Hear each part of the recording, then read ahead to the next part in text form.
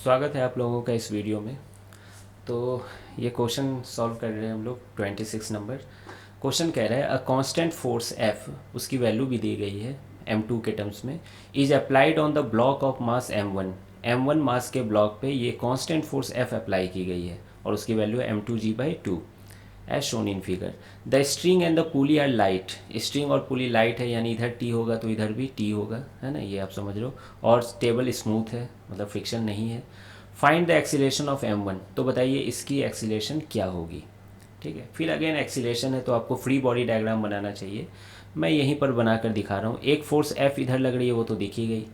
क्या m1 पे एक टेंशन फोर्स इधर लग रही होगी? उसी तरह से m2 पे एक टेंशन फोर्स ऊपर लग रही होगी अलोंग द स्ट्रिंग, बॉडी से दूर, है ना, ये जानते हो टेंशन की प्रॉपर्टी है। और एक फोर्स m2g नीचे लग रही होगी। तो यहाँ तक तो, है ना, मैं आशा करता हूँ कि आपको समझ में आ ही रहा होगा।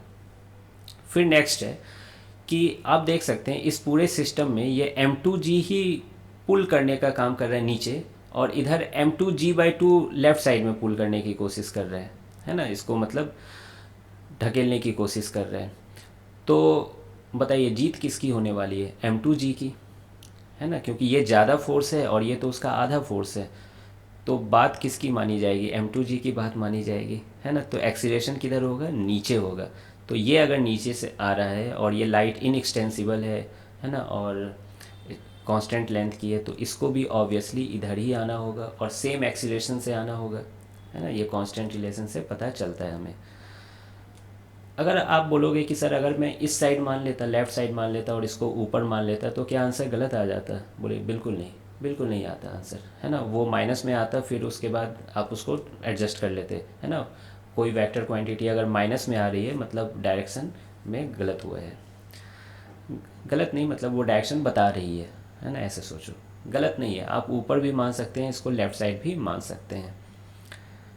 तो चलिए अब तो फिर net force equal to mass into acceleration लिखना है मुझे, है ना, न्यूटन्स का second law of motion.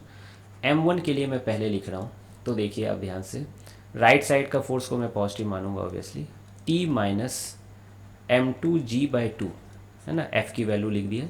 Mass m1 है और एक्सीलरेशन a है। तो ये रहा मेरा पहला इक्वेशन। दूसरा इक्वेशन m2 के लिए है, ठीक है।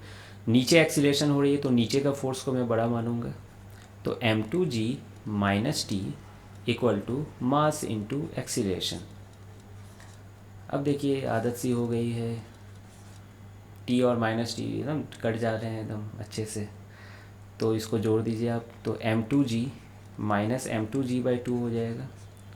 और यहाँ पर आप देखोगे तो a कॉमन हो जाएगा, तो m1 प्लस m2a हो जाएगा, है ना, राइट साइड में आप जोड़ोगे तो ये अगेन m2g/2 बन गया। एक ही बार में लिखूँ क्या, कितना स्टेप लिखवाओगे? m2g/2 और m1 प्लस m2 नीचे आ जाएगा, ठीक है। तो ये रहा आपका आंसर।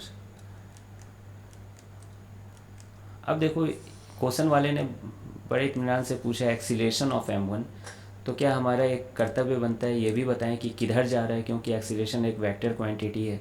तो ये m1 राइट साइड में जा रहा है ना, तो मैं डायरेक्ट सिर्फ लिख दे रहा हूँ टूवर्ड्स राइट। तो आई होप कि आपको ये आंसर समझ में आ गया होगा, बेसिक था, है ना। मिलते हैं फिर नेक्स्ट वीडियो में।